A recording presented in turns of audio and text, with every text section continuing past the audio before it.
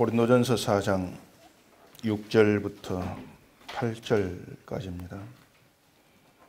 형제라, 내가 너희를 위하여 이 일에 나와 아볼로를 들어서 본을 보였으니 이는 너희로 하여금 기록된 말씀 밖으로 넘어가지 말라 한 것을 우리에게서 배워 서로 대적하여 교만한 마음을 가지지 말게 하려 함이라.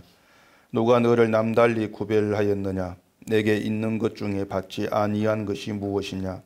내가 받았은즉 어찌하여 받지 아니한 것 같이 자랑하느냐? 너희가 이미 배부르며 이미 풍성하며 우리 없이도 왕이 되었도다. 우리가 너희와 함께 왕 노릇하기 위하여 참으로 너희가 왕이 되기를 원하노라. 아멘. 기도하겠습니다. 하나님 아버지, 우리가 하나님을 말하고 또 예수 그리스도 십자가를 말하면서도 우리 주님으로 인해서 우리가 어떠한 복의 자리에 들어와 있게 되었는가를 늘 놓치고 살아갑니다.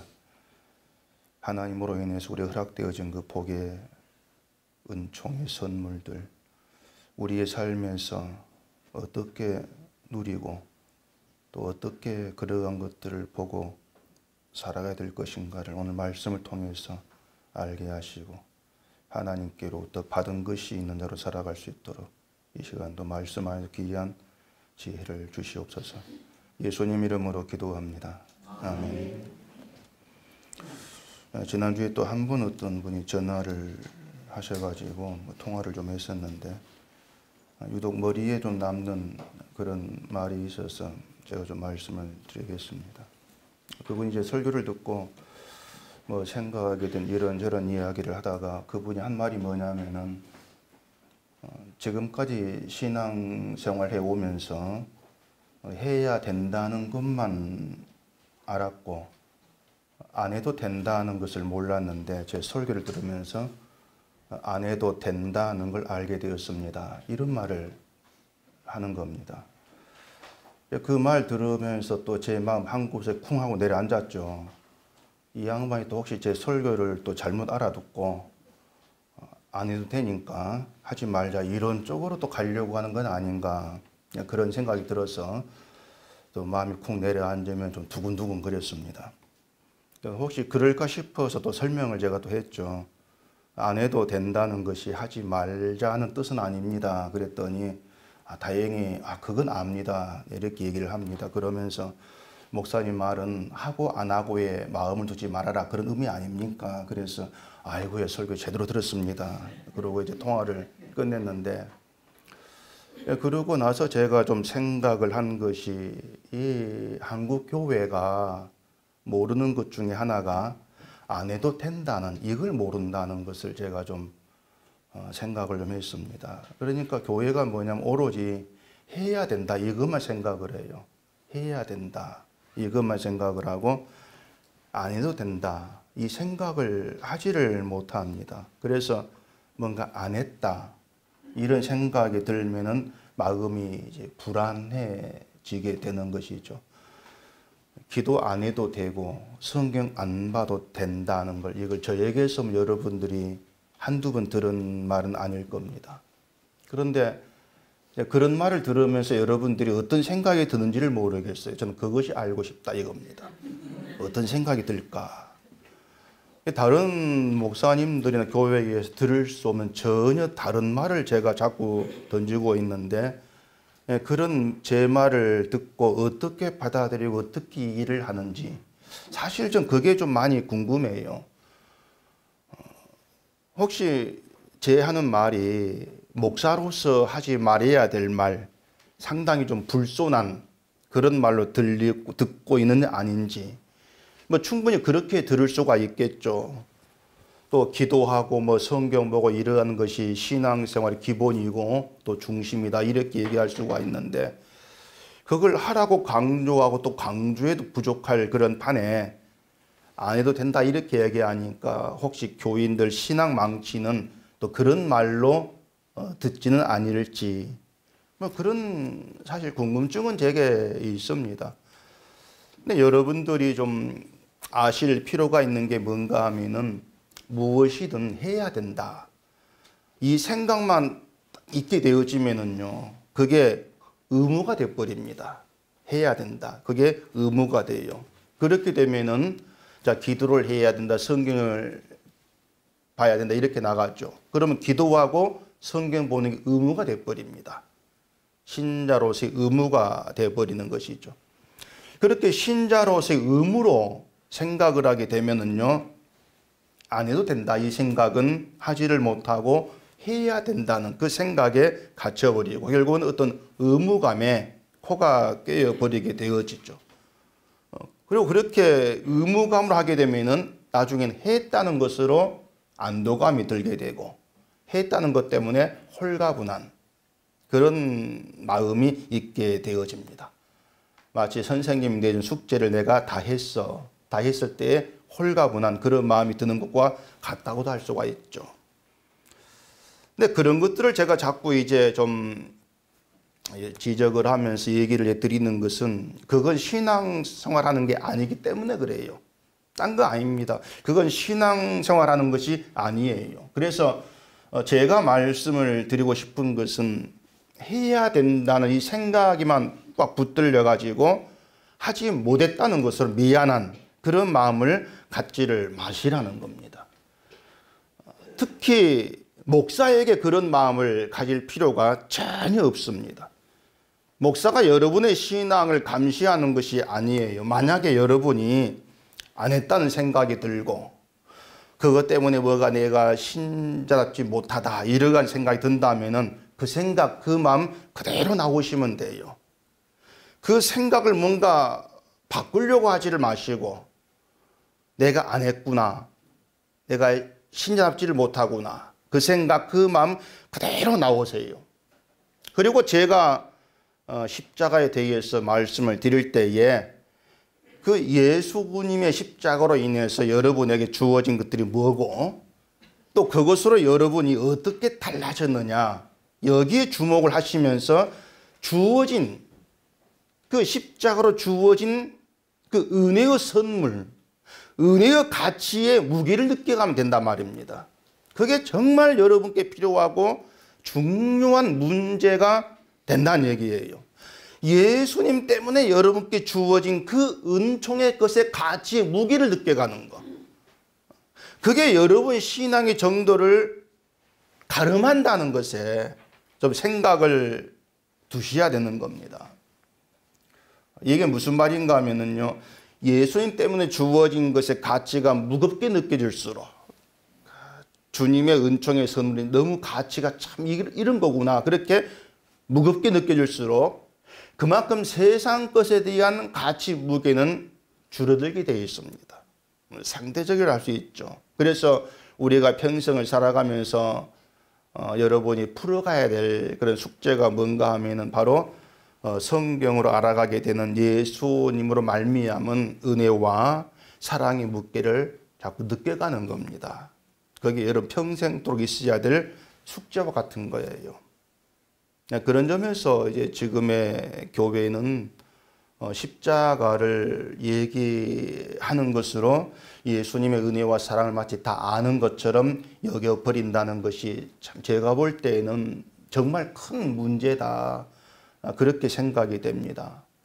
그 십자가를 백날 첫날 말하는 건 뭐합니까? 여전히 마음의 중심에 이 세상의 것이 더 무거운 그런 어떤 가치로 자리하고 있다면은 십자가는 결국 헛된 것이고 흉내내는 그런 수준에 지나지를 않습니다. 그리고 여전히 내 마음에 무겁게 자리하고 있는 것에 세상 그 자연히 마음이 기울어질 수밖에 없겠죠. 그리고 내 마음이 기울어져 있는 그걸 추정을 하고 또 그것을 자신의 것으로 자랑하는 또 그렇게 자기를 드러내려고 하는 방향으로 계속 나아갈 수밖에 없는 거예요. 우리가 지금 보고 있는 고린도 교회가 꼭 그런 모습을 우리에게 보여주고 있는 겁니다. 그래서 바울이 이제 그런 점에 대해서 줄기차게 지금 얘기를 하고 있는 것이죠. 지금 기독교 신앙의 그 허점이 뭔가 하면은 하나님의 인도하심이나 또 하나님의 도우심 이러한 것들을 자꾸 이 세상의 평안함 또 인생의 형통 그러한 것들로 확인하려고 한다는 겁니다. 그게 큰 허점이에요. 그러다 보니까 자꾸 뭔가 하면은 내가 살아가면서 어떤 극적인 일이 일어나는 그런 일을 경험하는 것을 신앙으로 그렇게 생각을 하는 거예요. 극적인 삶, 늘 그런 어떤 경험을 하고 싶어 한다는 겁니다. 신앙의 그 MSG라고 하죠. 마법의 가루. 그걸 치고 싶어 하는 거예요. 그 TV 프로그램 보니까 그 마법의 가루 그러면서 요리가 잘못되면 그걸 딱 넣으면은 맛있어져. 옛날 미온이라 그러죠. 뭐 그런 걸 자꾸 치려고 하는 거죠. 뭔가 자랑이 되고 또 간증거리가 될 만한 그런 경험들. 그런 것이 있는 신앙생활을 하고 싶어 한단 말입니다.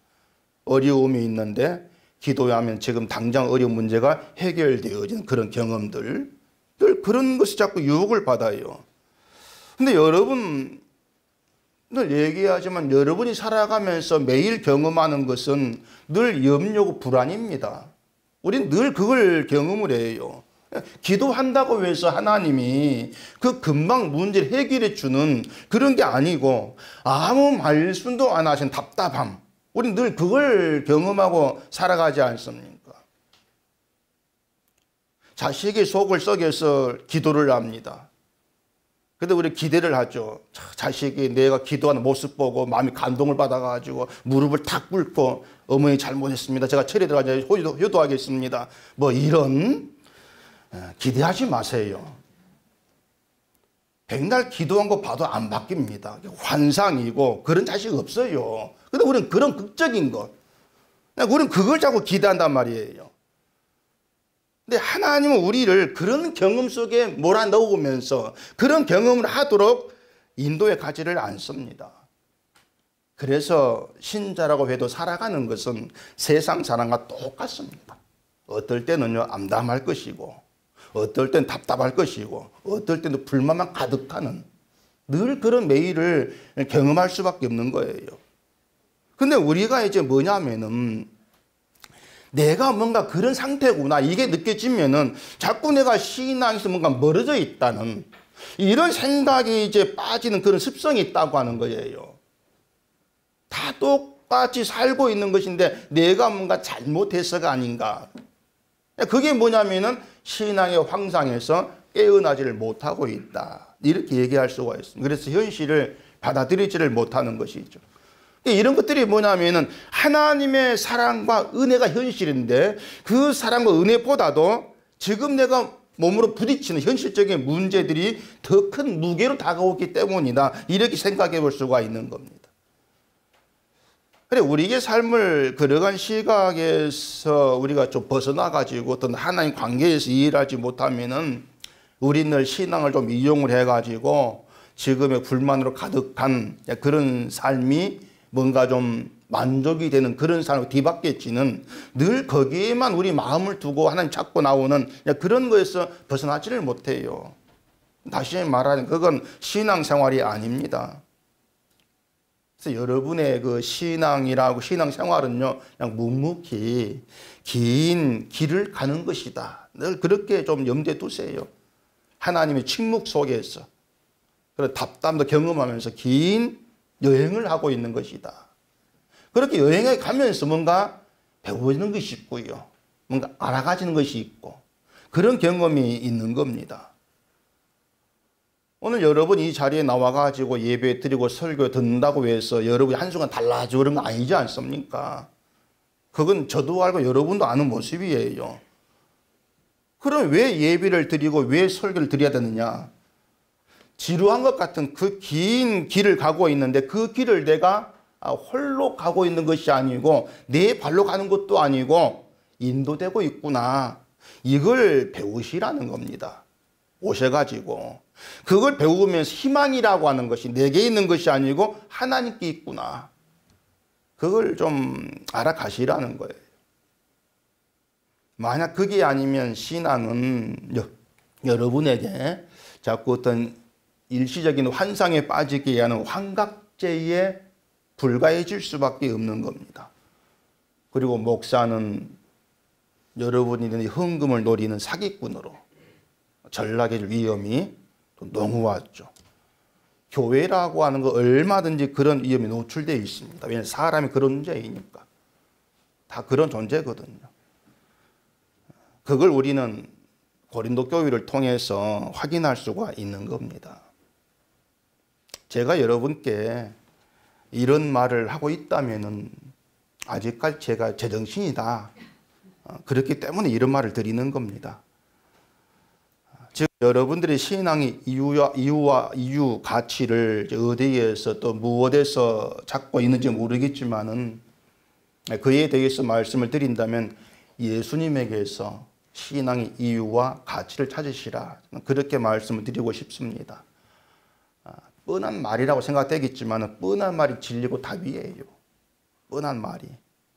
여러분의 신앙 이유, 가치를 예수님에게서 찾는다면 그건 개인의 문제가 아닙니다. 여러분 개인 신앙의 문제가 아니라는 거예요. 왜냐하면 우리는 교회라는 그런 관계로 함께하고 있기 때문에 그런 겁니다. 오늘 바울의 얘기도 마찬가지. 교회랑 관계 속에서 이해되어져야 될 그런 내용이 되는 것이죠. 6절 봐볼까요? 형제들아 내가 너희를 위하여 이 일에 나와 아볼로를 들어서 본을 보였으니 이는 너희로 하여금 기록된 말씀 밖으로 넘어가지 말라 한 것을 우리에게서 배워 서로 대적하여 교만한 마음을 가지지 말게 하려 함이라. 자, 사도 바울이 아볼로와 함께 본을 보였다. 그 본을 보인 게 뭐겠습니까? 앞에서 바울이 나는 심었고 아볼로 물을 주었을 때 하나님 잘하겠다 이렇게 말했지 않습니까? 이 말에는 바울이 자기가 한 일을 두고 또 아볼로가 한 일을 두고 서로 비교하거나 경쟁하지를 않는다. 이 의미가 있습니다. 심고 물 준 일은 다른데 그걸 경쟁하지 않는 거예요. 왜? 아무런 의미가 없으니까. 그러니까 바울이 이것으로 보면은 본을 보였다고 하는 말이 의미가 뭔지 알 수가 있습니다. 경쟁하지 않는다. 비교하지 않고 대적하지 않는다. 이게 바울이 보이는 본이었습니다. 고린도 교회가 사람을 따라 파가 나뉘어지면서 서로 자기가 추종하는 사람을 높이기 위해서 한 일이 다른 사람 험담하고 비난하고 판단하는 것이라 했습니다. 지난주에 말씀드린 것처럼 아볼로파는 바울을 비난했을 것이고 또 바울파는 아볼로를 비난한 일이 있었을 것으로 분명히 알 수가 있죠. 왜냐하면 서로에 대한 비난이 없는 분파, 이건 존재할 수가 없는 거예요. 그래서 바울이 우리에게서 배워 서로 대적하여 교만한 마음을 갖지 말아라 이렇게 얘기하고 있는 것이죠.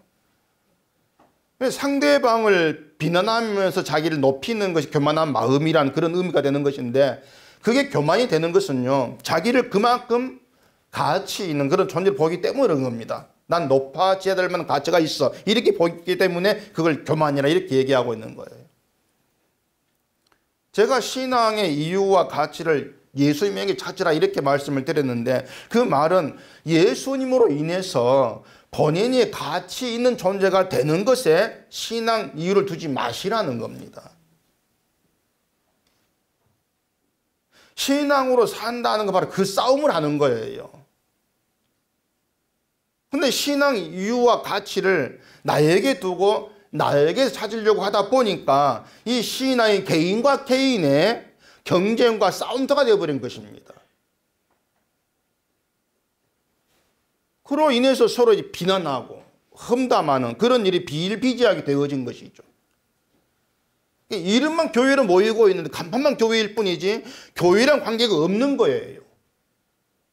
신앙의 개인과 개인이 돼버리니까. 바울은 그걸 교만한 마음 이렇게 얘기를 하고 있는 겁니다. 그 기록된 말씀 밖으로 넘어가지 마라 이렇게 얘기하죠. 말씀 안에만 있으라 그 뜻이에요. 말씀 안에만 있어. 그럼 말씀 안에 있다는 것이 무슨 의미겠습니까? 말씀 안에 있다는 게 말씀이 하라는 것을 실천하는 것이 말씀 안에 사는 그렇게 얘기하겠습니까? 그 히브리서에서 말씀은 혼과 영감이 관절 골수를 찔러 쪼기까지 하면서 마음의 생각과 뜻을 판단 이렇게 얘기합니다. 그게 말씀이에요. 그러니까 우리가 말씀 안에 있다면, 말씀에 의해서 내 생각과 뜻이 판단되어진다면 그 결과가 어떨 것 같습니까? 내 생각, 내 마음이 말씀으로 판단되어지는데 그 말씀 판결이 야, 넌 착하네, 선하네 이런 판결이 나올 것 같아요? 아니지 않습니까? 말씀에 의해서 판단될 우리의 생각, 우리의 마음은, 우리의 뜻은 악하고 더럽다. 그렇게 판결될 수밖에 없는 거예요. 마음이 더럽고 생각이 악하다는 얘기예요. 제가 그렇고 여러분이 그런 존재란 말입니다. 그렇기 때문에 말씀 안에 있어. 우리 다 똑같아요. 말씀 안에 있으면. 모두가 다 더러운 자고 악한 자로 판단될 수밖에 없는 존재. 그게 말씀 아니란 얘기입니다. 그래서 말씀 안에 있으면 누가 잘하고 누가 못난 것이 없어요. 잘하고 못한 것이 없죠. 바울이 잘했고 아볼로가 못하고 이게 없는 거예요. 그게 말씀 안에 있는 거예요. 이게 바울이 아볼로가 한 일과 자기를 비교하면서 대적하지 않는 거, 바울의 성격이 좋았다 이게 절대 아니고 말씀 안에서 자기를 판단했다. 말씀 안에서. 그러다 보니까 어떤 일을 해도 바울도 아볼로나 똑같구나. 그걸 본받아라 그 말입니다. 그걸 본받아. 근데 말씀 밖으로 넘어가면은 그 말씀의 판단에서 벗어나지 않습니까? 그리고 대신 이제 눈에 보이는 나의 행적들, 행함들이 판결 기준이 돼버려요. 말씀이 아니고. 그러다 보면 결국은 못난 자가 있고 잘난 자가 있게 되는 것이죠. 행함이 기준이 돼버리니까. 아볼로가 잘했어, 바울이 잘했어. 그럼 비교가 나와요. 비난하고 판단하면서도 대적하게 되죠. 이게 기록된 말씀을 밖으로 넘어간 거예요, 그것을. 이런 말을 들으면 여러분, 그래, 맞다. 수긍되고 이해도 될 것입니다. 문제는요, 이것을 내가 평생토록 붙들고 싸워가야 될 문제로 생각지를 않는다는 겁니다. 제가 지금 드린 말씀들이 내가 생각만 가지고 된다고 착각하지 마세요. 안 돼요. 그래, 내가 말씀 안에 있으면 내가 악하고 더러운 자야. 그럼 다 똑같네. 그래, 맞죠. 생각했잖아요. 그 생각만 했다 해가지고 그렇게 서로 대적하지 않는 그런 길로 가게 되어지는 것이 아니라는 겁니다. 신앙은요, 생각을 잘했다고 되는 게 절대 아니에요.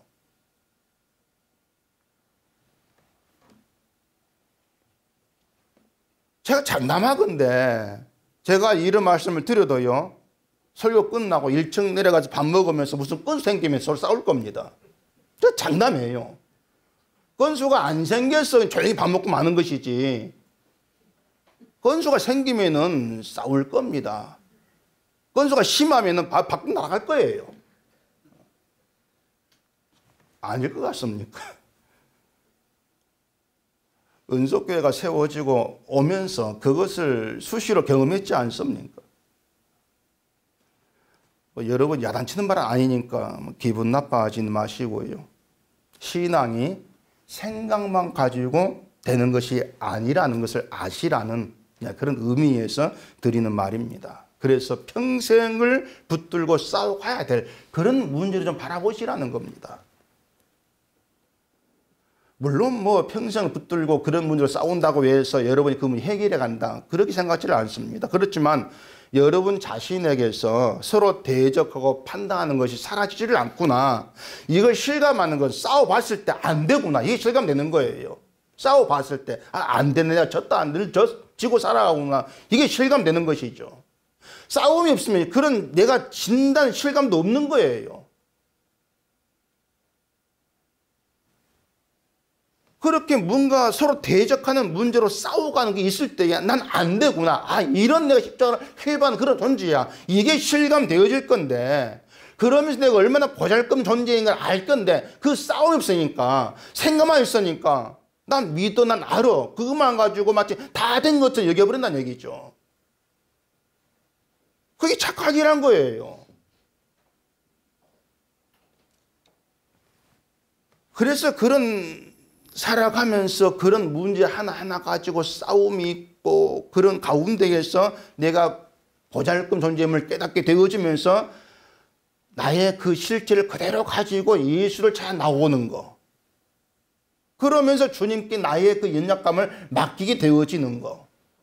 그럴 때 내가 무엇을 두고 기도해야 될지, 내가 왜 말씀 안에 있어야 될지 그 이유가 명확하게 여러분이 자리할 수가 있는 거예요.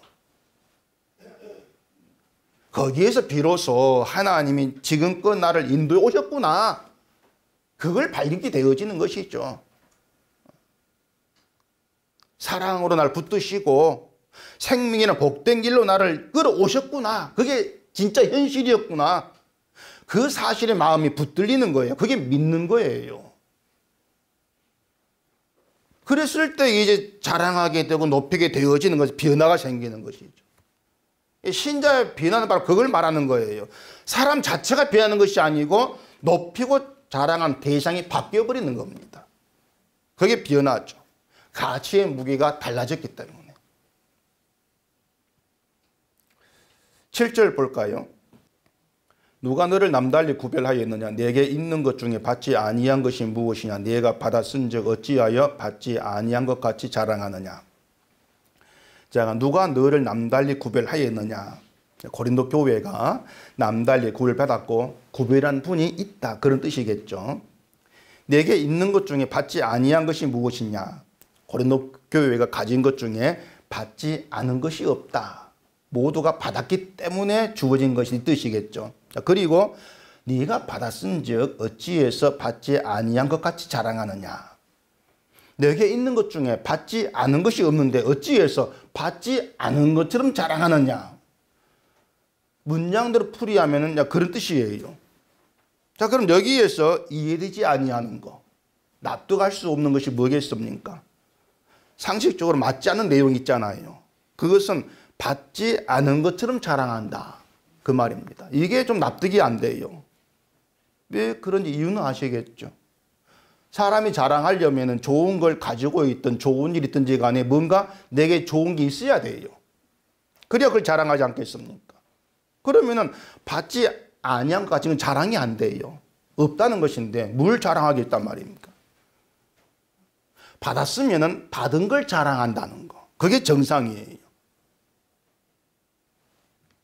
그럼 받았으면서도 받지 않은 것처럼 자랑한다. 이것이 이 7절에서 중요한 이제 그 내용이 되겠죠.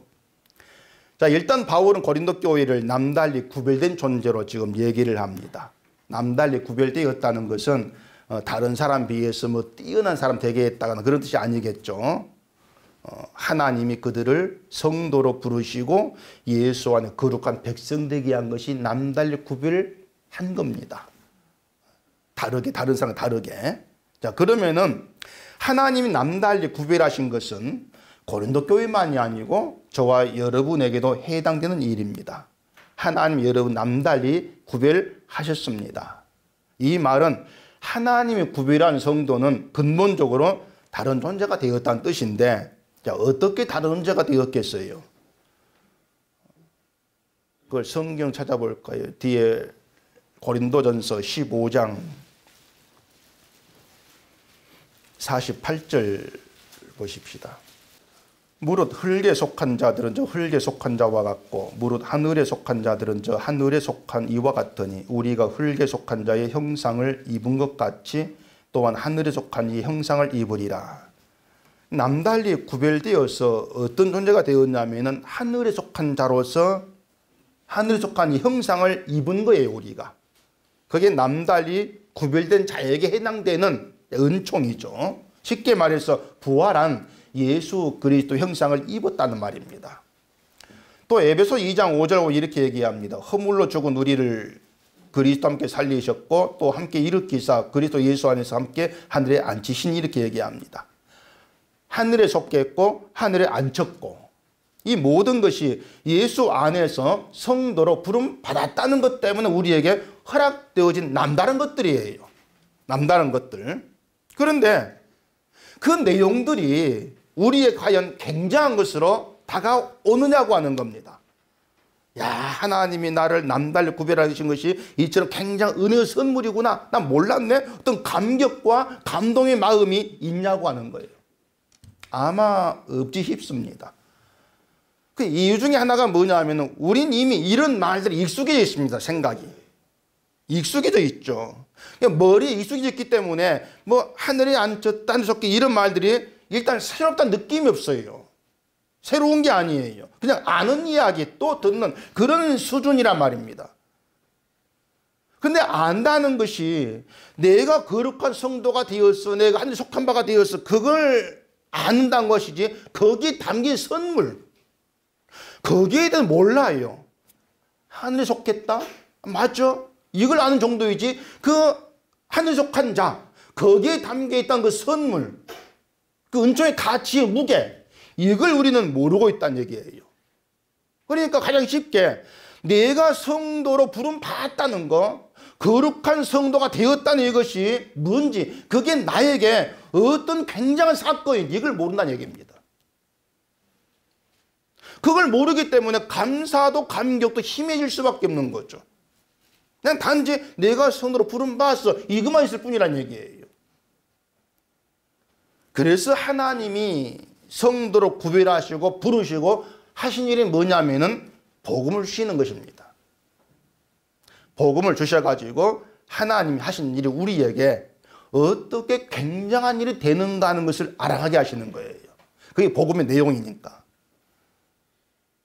바울이 말한 거, 내게 있는 것 중에 받지 아니한 것이 무엇이냐, 바로 그런 뜻입니다. 내가 복음을 받았어, 그거예요. 그 15장 고린도전서 1장 1절에 이렇게 얘기합니다. 형제들아, 내가 너희에게 전한 복음을 너희에게 알게 하노니 이는 너희가 받은 것이요 또 그 가운데 선 것이, 이렇게 얘기해요.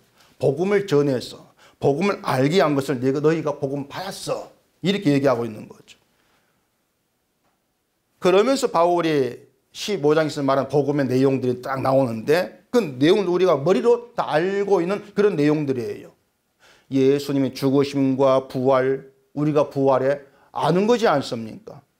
근데 여러분 그 15장을 읽어보시면은요, 그 15장의 내용을 편지로 쓰는 바울의 그 마음이 단순히 자기가 알고 있는 교리적인 내용을 적어주는 그런 차원이 아니었을 것 같아요. 굉장히 감격적인, 그걸 쓰면 감격적인 그런 마음이 아니었을까, 그런 생각이 들어요. 그러니까 자기가 누리는, 바울 자기가 누리는 감격과 감사를 고린도 교회에도 그대로 전달되기를 바라는 그런 마음에서 15장을 쓰고 있는 것이죠. 그 15장 3절 보면 내가 받은 것을 먼저 너희에게 전하여노니, 이렇게 얘기합니다. 바울 자신이 받은 복음의 감사와 감격을 고린도 교회도 받았으면, 좀 알았으면 그런 심정으로 그 편지를 쓰고 있다, 이렇게 볼 수가 있는 것이죠. 여기서 우리 생각할 것은요, 바울이 단순히 그리스도의 죽으심과 부활 이야기만으로 감사하고 감격해 하는 것이 아니었다는 얘기입니다. 부활 얘기하니까 감사가 되고 막 그게 아니라는 거예요. 바울은요, 뭘 생각했냐면은 어떻게 나 같은 자가 부활에 해당이 됩니까? 그 생각이었습니다. 부활 얘기하고 십자가 다 얘기하면서, 아니 어떻게 나 같은 자가 거기에 해당이 됩니까?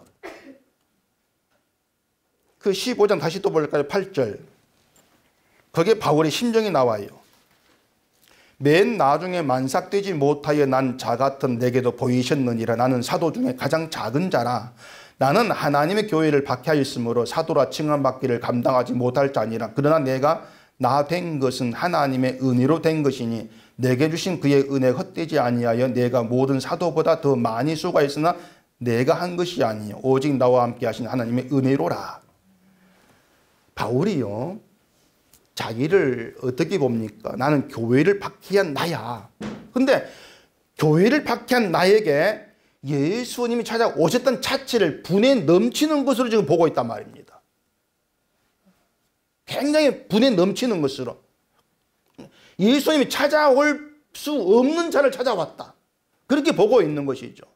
결국 바울이 복음 받음으로써 알게 된 것, 받게 된 것이 뭐냐면은 예수님이 자기를 찾아오시고 사도로 부르시고 복음을 전하게 된 모든 것이 하나님의 은혜라는 거예요. 그걸 받은 거예요. 그래서 바울에게는 온통 은혜이기 때문에 자기 힘으로 된 것이 없다, 이렇게 얘기해야 된단 말입니다. 모든 게 은혜라. 모든 걸 하나님의 은혜란 시각에서 바라보게 된 것이죠. 그렇다 은혜를 알게 된 바울에게는 자랑할 자기의 것은 존재하지를 않는 거죠. 그건 당연하지 않습니까? 다만 나를 나 되게 하신 하나님의 은혜, 십자가 은혜만 자랑할 전부가 되어버리는 겁니다. 그럼 만약 바울이 복음을 받지 아니했다면, 받은 것이 없다면 어떻게 했겠습니까? 당연히 복음 받기 전의 것을 자랑하는 그런 자랑이 나왔겠죠. 받기 전의 것. 바울이 고린도에 바로 그 말을 하고 있는 거예요. 받았은즉 어찌하여 받지 아니한 것 같이 자랑하느냐. 사도로부터 복음 받았고 복음 받았으면 성도로 부름받을 수 없는 너희를 불러줘 은혜를 알았을 건데, 그 은혜를 알았을 건데 왜 복음 받지 아니한 것처럼, 은혜를 모르는 자처럼 육신의 것을 너희가 자랑하느냐, 그 얘기를 하고 있는 거예요. 받았는데 받지 아니한 것처럼. 그래서 우리가요, 뭐 오늘 감사절 이런 이름으로 예배를 드리지만은 그 감사절에서 중요한 것이 뭔가 하면은 내가 수고하고 일해서 거둔 것을 하나님께 바칩니다. 이게 아니란 얘기입니다. 감사절은요, 하나님이 주신 걸 받았으면은 받은 그것으로 감사하는 감사절이에요. 내가 내 놓은 것이 하나님께 기쁨 있는 것이 없어요. 하나님께 받은 것으로 감사하는 거죠. 그게 진짜 감사절이에요. 절대로 땅의 것을 가지고 감사하는 것이 아닌 거예요. 성경에 그런 감사 없습니다. 바울이 복음을 받은 뒤로는 예전에 자랑이었던 육신의 것들을 배설물로 여기지 않습니까? 근데 우리가 땅의 것, 육신의 것을 가지고 아이고 이만큼 좀 감사합니다, 감사한다면은 결국은 바울 입장이 뭡니까? 똥을 가지고 감사하는 것밖에 안 돼요. 자, 교회는 한 몸이라 이렇게 얘기하죠. 한 몸으로 감사한다면요, 감사도 하나로 통일이 나와야 돼요. 각기 다른 감사가 있을 수 없는 거예요. 왜냐하면 교회로서 하나님께 받은 것이 동일하기 때문에 그래요. 하나님이 준 은혜가 동일한 겁니다. 그래서 감사 동일해요. 그래서 교회가 매주일 모여서 하나님의 은혜로 감사하고 찬송하는 게 감사절이에요. 매주일이 감사절이죠. 그걸 8절에서 이렇게 얘기합니다. 너희가 이미 배부르며 이미 풍성하며 우리 없이도 왕이 되었도다. 우리가 너희와 함께 왕노릇하기 위하여 참으로 너희가 왕이 되기를 원하노라. 마지막에 너희가 왕이 되기를 원한다. 이게 이전 성경 개역 한글판에서는 너희의 왕노릇하기를 원한다 이렇게 번역되어 있습니다.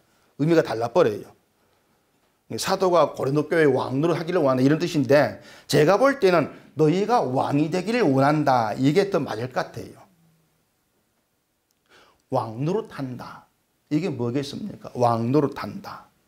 여봐라 그러면 예 그러면서 모든 사람이 막 머리 조아리고 내가 말한 대로 막 안 되는 일이 없고 권력 가졌고 재물 가졌고, 왕노릇하는 거 한마디로 말해서 부족함이 없는지 사는 것이죠. 그게 왕노릇이에요.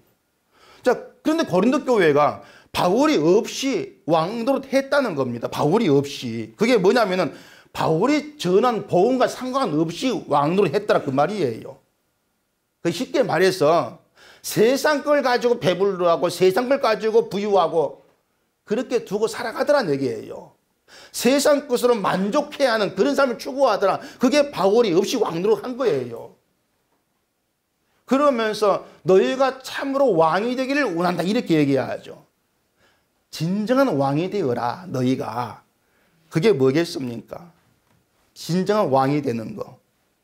하나님이 준 은혜가 나의 모든 것이 되고 나의 부요가 되는 겁니다. 그게 진정한 왕이 되는 것입니다. 로마서 5장 17절 제가 읽어보겠습니다. 한 사람의 범죄로 말미암아 사망이 그 한 사람을 통하여 왕노릇하였은즉 더욱 은혜와 의의 선물을 넘치게 받은 자들은 한 분 예수 그리스도를 통하여 생명 안에서 왕노릇하리로다.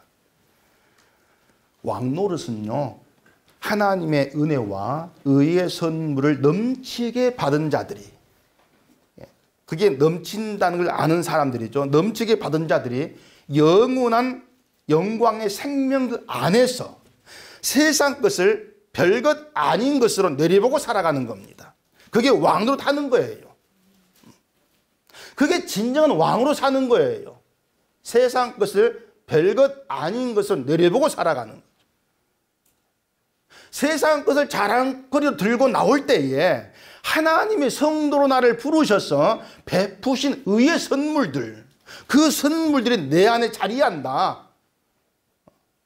복음 받아서 그 은혜의 선물 풍성을 내가 알았단 말이에요. 그것 때문에 이 세상의 것을 별것 아닌 것으로 내려보게 되어지는 거, 그게 왕이 되는 겁니다.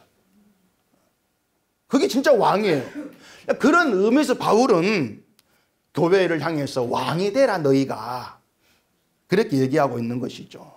교회가 복음을 받았고 복음으로 인해서 하나님의 은혜의 세계로 좀 들어가게 되어지고, 그래서 은혜로 왕노릇 한다면은 바울이 그들과 함께 왕노릇 하게 될 것이다. 왜냐하면은 바울이 부족하고 약점이 있다 할지라도 그것으로 판단만 일이 없으니까 함께 왕노릇 하는 것이죠. 그걸 가르쳐 교회를 이렇게 얘기합니다. 왕노릇 하는 거 함께 하는 거예요. 그 말은 서로 판단하고 험담하는 게 없는 세계다, 그 말입니다. 그 모든 일이 복음을 받고 복음으로 인해서 은혜의 내막, 그 실상 알게 되었을 때 그 은혜로 말미암아 우리가 누리게 되는 모든 것들입니다. 제가 말씀드린 것이. 그래서 저도 바울이 저는 복음을 따라서 여러분께 말씀을 드리겠습니다. 왕이 되십시오. 전부 왕이 되기를 싫어한다. 나는 왕 안 될래. 난 종이 돼 봉사할래. 좋습니다. 왕으로 봉사하세요. 왕이 되어서. 왕이 되십시오. 성경이 말하는 참다운 왕이 됨으로써 우리는 함께해요. 함께 생명 안에서 왕 노릇하는 교회로 세워져 가게 되어지는 겁니다. 받지 아니한 것까지 자랑하지 마시고 받은 것으로 자랑이 되어지는 그것이 복음 받은 자로 가게 되어지는 믿음의 길이에요. 그래서 여러분께 왕이 되라고 말씀을 드린 겁니다. 또 왕이 되라 이 말을 삐딱하게 듣고 내가 왕이다 수구리 이러면 또 골치 아프죠. 아마 이런 사람 없을 걸 압니다. 내가 왕이야 수구리 그런 건 없어요. 나 같은 자도 성도로 부르시고 거룩하다 하시고 하늘의 의의 선물을 주신 은혜가 나에게 부여가 되고 나에게 배부름이 되고 감사가 되어서 우리 모두가 높고 낮음이 없이 함께 왕 노릇하는 그런 교회로 세워져 가는 것, 그것이 하나님의 다스림, 통치하는 교회로 존재하는 거예요. 그게 우리가 늘 소원하고 바라보고 싸워야 될, 그렇게 나가야 될 교회의 모습이라는 겁니다. 그런 교회로 우리가 모이고 흩어지고 이거 늘 감사절 속에 살아가는 것이죠. 그리고 오늘 감사절 날 우리가 정말 하나님께 감사할 것이 뭔가 이미 받았고 주어져 있고 누리는 세계에 들어와 있다는 거, 이걸 아시고 받지 아니한 것처럼 자랑하지 마시고 받은 것을 자랑하시고 왕이 되어서 주만 높이는 그런 길로 가는 우리가 되기를 바랍니다. 기도하겠습니다. 우리 아버지 하나님, 늘 이 세상을 보고 살아가면서 우리가 놓치고 잃어버리는 것이 많습니다. 하나님께서 우리 어떠한 세계, 어떤 복으로 부르셨는가를 놓치는 좀 불의하고 연약한 저희들인데, 그런 우리를 하나님께서 여전히 붙드시고 복음을 주시면서 우리에게 주어진 은혜의 선물이 어떤 것인가 알아가게 하신 너무나 감사합니다.